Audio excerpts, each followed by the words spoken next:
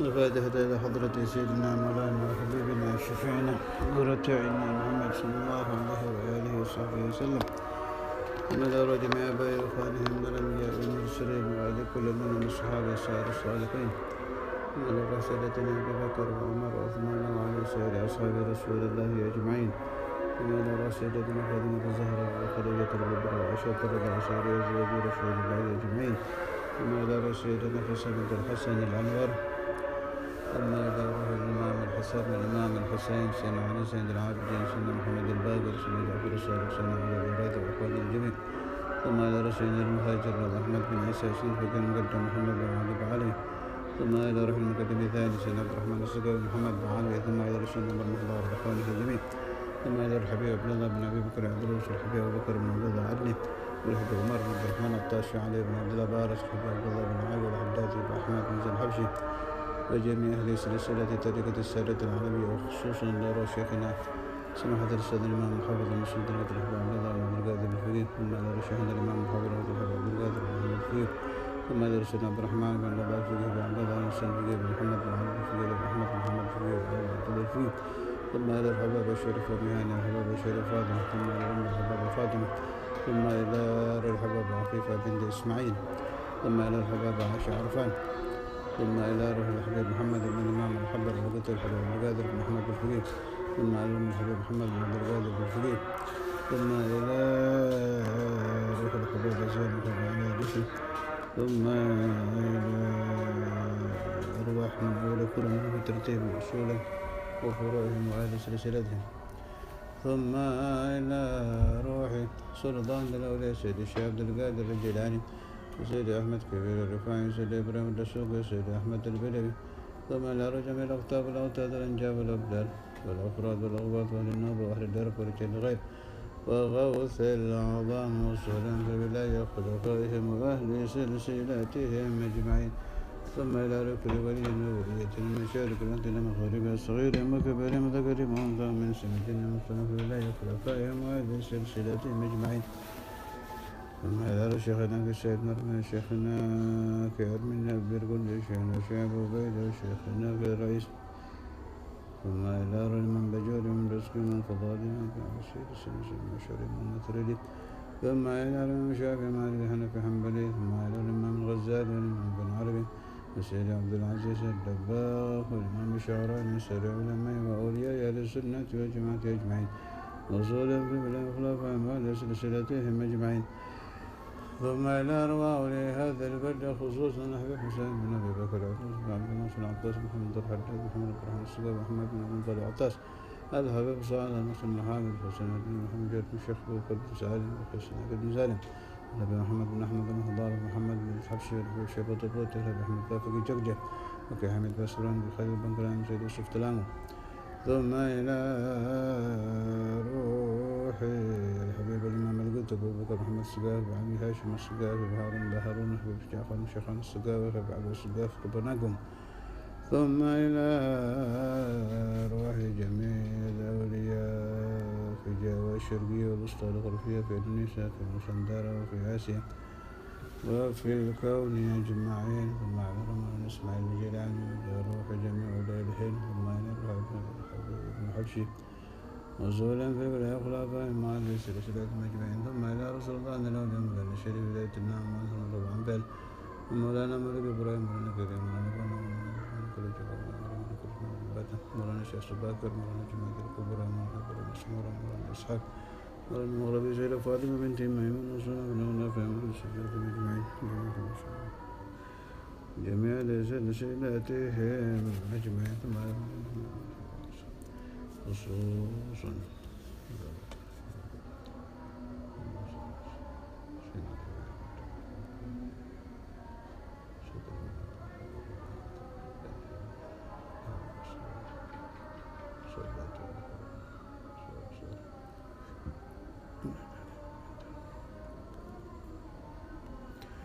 يد الفتوح المنوه الرسول صلى الله عليه وسلم وفتوحة الرسول صلى الله عليه وسلم يا سيدنا ما تتعلم ولا حتى إذا مش كتاب الأسماء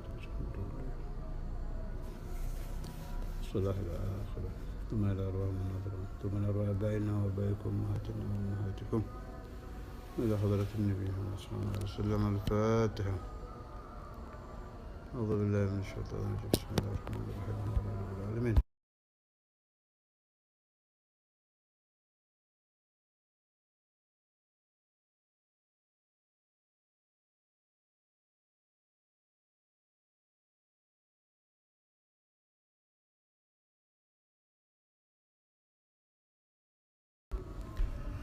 بسم الله الرحمن الرحيم. الحمد لله رب العالمين. اللهم صل على سيدنا محمد وعلى آل سيدنا محمد. أما بعد، أعوذ بالله من الشيطان الرجيم. بسم الله الرحمن الرحيم. يا بني إسرائيل اذكروا نعمتي التي أنعمت عليكم وأوفوا بأهدي أوف بأهدكم وإياي فارهبون وآمنوا بما أنزلت مصدقا لما معكم ولا تكونوا أول كافر به ولا تشتروا بآياتي ثمنا قليلا وإياي فاتقون ولا تلبسوا الحق بالباطل وتكتموا الحق وأنتم تعلمون وأقيموا الصلاة وآتوا الزكاة واركعوا مع الراكعين أتأمرون الناس بالبر وتنسون أنفسكم وأنتم تتلون الكتاب أفلا تعقلون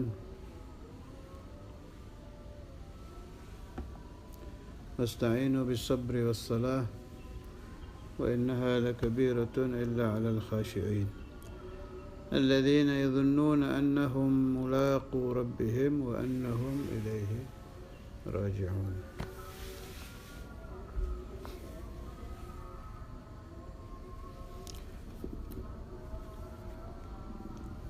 Tadi siang tanggal 27 Rajab, sebelum saya meneruskan pembahasan kemarin,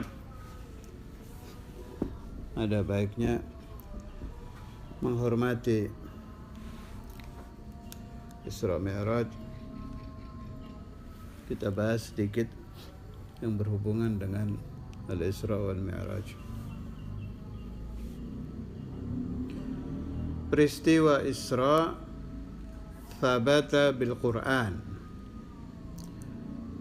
Kalau peristiwa Mi'raj thabata bil hadis. Karena itu di dalam Al-Quran ayatnya a'udzubillahi minasyaitonir rajim, subhanalladzi asra, bukan subhanalladzi a'raja. Maha suci Allah yang telah mengisrakan. Artinya Isra, perjalanan malam yang dialami Nabi besar Muhammad sallallahu alaihi wasallam. Saya tidak akan mengulang pembahasan-pembahasan yang terlalu sering diutarakan ulama-ulama baik di majelis-majelis atau di mimbar-mimbar. Yang penting itu, kalau orang ingkar kepada Isra berbahaya. Saya ulangi, siapa yang tidak percaya dengan peristiwa Isra, bukan Mi'raj ya, bukan naiknya Nabi ke langit, peristiwa Isra, perjalanan Nabi Muhammad SAW dalam peristiwa Isra Mi'raj itu, perjalanan malamnya yang sampai ke Baitul Maqdis, ingkar dengan itu, hukumnya kafir.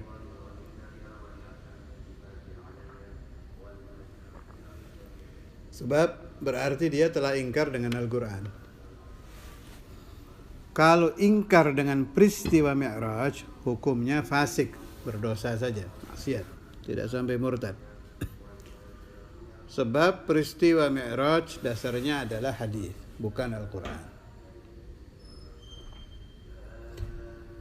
Ada lagi yang saya ingat dari Sayyidina Maulana Al-Walid Al-Habib Abdullah bin Abdul Qadir Al-Fiqih radhiyallahu ta'ala anhu. Beliau pernah membahas au kama qal dengan terjadinya peristiwa-peristiwa di zaman akhir, di antaranya ada orang sampai ke bulan dan lain-lain, maka ditemukan bahwa peristiwa Isra Mi'raj Nabi Muhammad SAW selain dibenarkan oleh agama, juga dibenarkan menurut akal.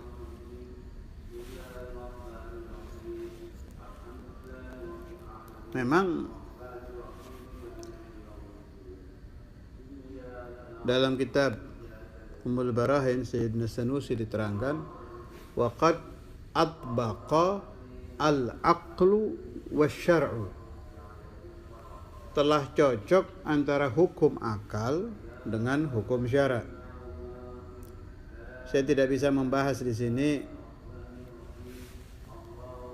pembahasan tentang peristiwa Isra Mi'raj menurut hukum akal, sebab tidak mungkin diterangkan dengan pengajian model begini. Kalau di pesantren atau Hidayah Tegal, saat saya belajar dulu, kita mempelajari hukum akal, ada 3. Bagaimana caranya membenarkan peristiwa Isra Mi'raj melalui hukum akal. Ini tidak mungkin diterangkan dengan model begini. Yang ingin ya silakan belajar ke sana, atau kepada orang-orang yang mengerti Al-Aqidatus Sanusiyah. Saya teruskan. Waqad adbaqa, telah cocok al-aqlu hukum akal, wa syar'u dan hukum syara'. Itu di Dasuki, di pinggirnya Ummul Barahin. Ada lagi ucapan Syekhuna Qais Sa'id bin Armiyah radhiyallahu anhu. Beliau mengatakan pakai bahasa Jawa, terjemahan Indonesianya, semakin dekat hari kiamat, zaman tambah akhir itu, Al-Quran tambah jelas pembuktiannya. Kalau bahasa Jawanya, tambah akhir zaman itu, Al-Quran tambah cetok.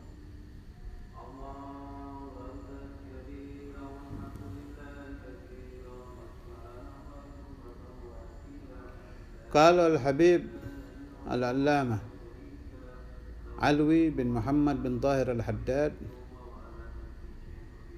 yang makamnya di samping gurunya Sayyidina Imam Al-Qutub Abdullah bin Muhsin Al-Attas, Empang, Bogor, pimpinan para Alawiyin pada zamannya.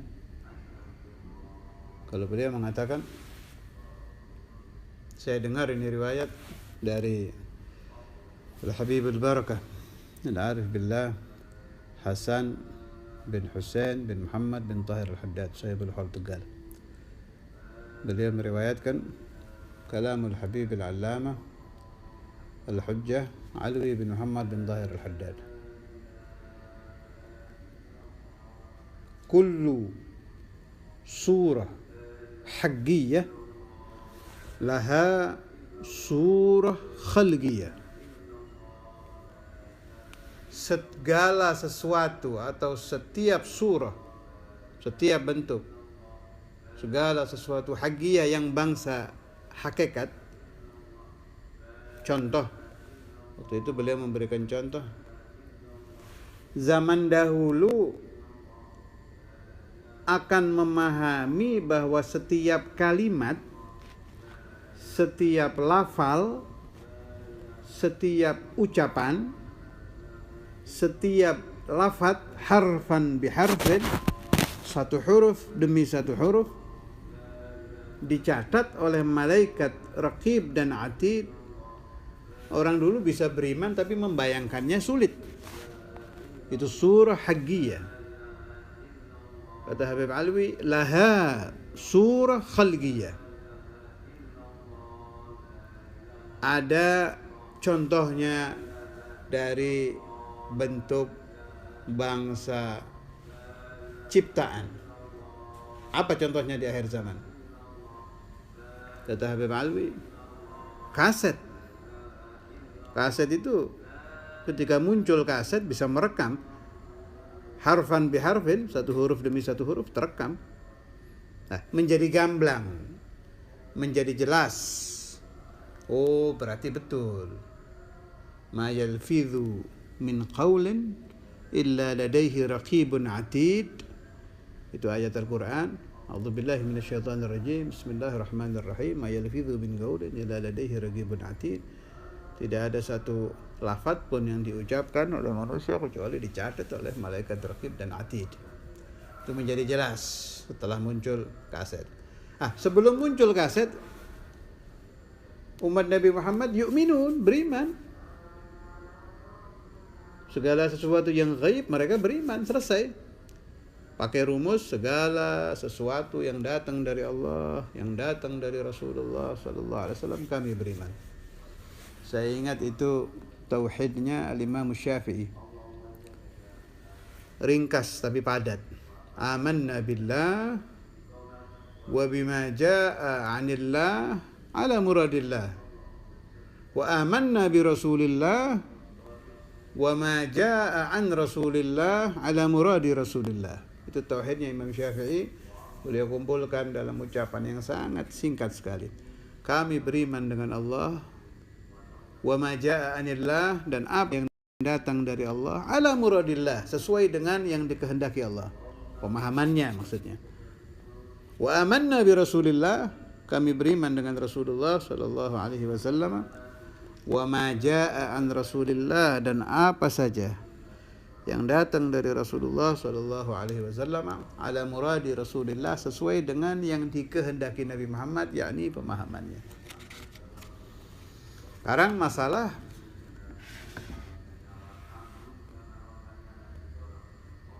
bulan. Sudah lama peristiwa manusia sampai ke bulan.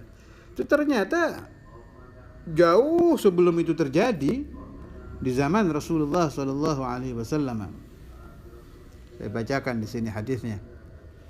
Ini hadis tertulis di pakai tulisan tangan di pinggir kitab Dasuki yang diajarkan oleh Syekhuna Ki Said.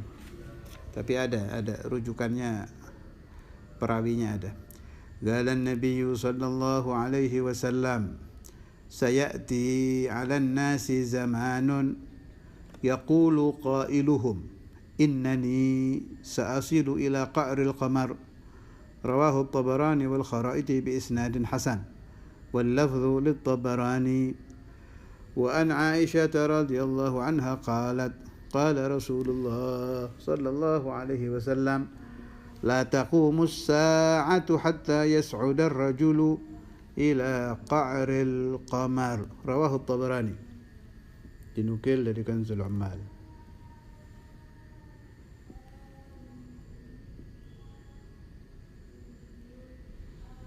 Akan datang sebuah zaman, artinya akan datang sebuah zaman kepada manusia, salah seorang dari manusia itu berkata, saya akan sampai ke bulan. Qa'r itu bawah, gampangannya sampai ke bulan, dan ini sudah terjadi. Di hadis Sayyidah Aisyah, la taqumus sa'atu, tidak akan bangkit hari kiamat, sehingga bukan pakai orang berkata, sehingga seorang laki-laki, ar-rajul di sini dibilang, seorang laki-laki naik sampai ke bulan. Yang perlu kita garis bawahi, kita mendengar hadis ini biasa-biasa saja, sebab kita tahu sudah terjadi orang sampai ke bulan. Tapi yang perlu Anda ingat, ini hadis diucapkan Nabi Muhammad SAW pada zaman beliau, sebelum ada pesawat, belum ada helikopter, belum ada apalagi itu alat-alat untuk menuju antariksa, belum ada pakaian antariksawan dan sebagainya, tidak ada. Di zaman Rasulullah sallallahu alaihi wasallam belum ada mesin, belum ada apa-apa. Telah meramalkan Nabi Muhammad sallallahu alaihi wasallam, dan terjadi ramalan beliau. Sadaqa Rasulullah sallallahu alaihi wasallam. Karena itu, kalau kita gabung zaman Nabi dengan zaman akhir kita gabung, maka ditemu memang bisa manusia sampai ke daerah atas. Entah mau disebut apa, daerah atas, langit ke atas. Diterima oleh akal bahwa manusia bisa sampai ke sana. Maka ditemukan hukum, bisa diterima akal, peristiwa Isra dan Mi'raj Nabi besar Muhammad sallallahu alaihi wasallam. Tapi tetap saya anjurkan siapapun yang ingin menghilangkan rasa ragu di dalam hatinya tentang peristiwa Isra Mi'raj, ingin menghilangkan rasa ragu, benarkah akhirat itu ada? Ingin menghilangkan rasa syak, was-was, ragu, adakah surga itu? Adakah neraka itu? Dan semua yang bangsa alamul malakut melalui akal, bukan melalui syara ya, melalui akal, saya anjurkan Anda mempelajari Kutubul Imam As-Sanusi. Siapapun yang belajar ilmu tauhid dengan benar, tauhidul Imam Al-Asy'ari, tauhid Imam Asy'ari, Imam Maturidi, tapi lewat jalur Al-Imam As-Sanusi, secara akal dia akan menemukan kebenaran semua hal tersebut. Kalau Anda ragu, bolehkah kita mempelajari kitab-kitab Imam Sanusi? Silahkan Anda baca riwayat-riwayat ulama wa ahli sunnah wal jamaah, baik di Maghrib. Kalau di Maghrib sudah jelas akidah beliau disebut al-aqidatul masyhurah, akidah yang sangat terkenal. Di Mesir Kutubus Sanusi juga dipakai, tapi khusus untuk para Alawiyin saya anjurkan Anda membaca Rihlah As-Sayyid Yusuf bin Abid Al-Hasani ketika beliau menuju Fakhrul Wujud, gurunya Syekh Abu Bakar bin Salim radhiyallahu taala anhuma, sampai pertemuan dengan Sayyidi Syekh Abu Bakar bin Salim, sampai belajar, sampai berhasil menjadi arif billah, bahkan mewarisi menurut yang saya dengar sepertiga dari asrar Fakhrul Wujud Syekh Abu Bakar bin Salim. Saya mendengar dari ba'dul habaib beliau membaca dalam sebagian kutubul alawiyin bahwa asrar Syekh Abu Bakar bin Salim dibagi tiga. Sepertiga diberikan kepada murid beliau Sayyid Yusuf bin Abid Al-Hasani, sepertiga beliau letakkan di pasir yang terkenal dengan sebutan Kathib di dekat makam beliau, sepertiga lagi disebarkan di anak cucu Fakhrul Wujud Syekh Abu Bakar bin Salim. Kembali kepada yang kita bahas, sebelum meninggal Syekh Abu Bakar bin Salim memerintahkan orang-orang untuk mempelajari Al-Aqidatus Sanusiyah dari As-Sayyid Yusuf bin Abid Al-Hasani. Sebab kata beliau, karena bumi Hadramut saat itu masih jarang orang yang mengerti ilmu tauhid. Yang saya terangkan ini tentang perintah Syekh Abu Bakar bin Salim untuk mempelajari Al-Aqidatus Sanusiyah ada termaktub dalam kitab Rihlah As-Sayyid Yusuf bin Abid Al-Hasani radhiyallahu ta'ala anhu. Kembali kepada pelajaran kita yang masih berhubungan dengan sholat.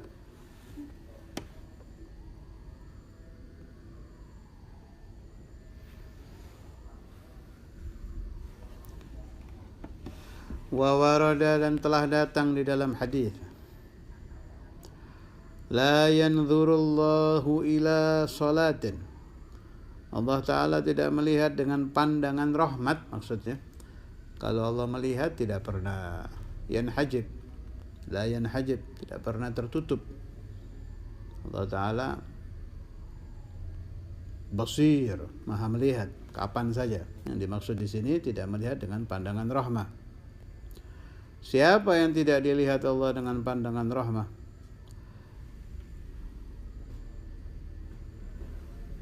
yang tidak hadir hati orang di dalam melaksanakan sholat tersebut. Kalau bahasa Arabnya, la yanzurullahu ila salatin la yuhdirur rajulu fiha qalbahu ma'a badani.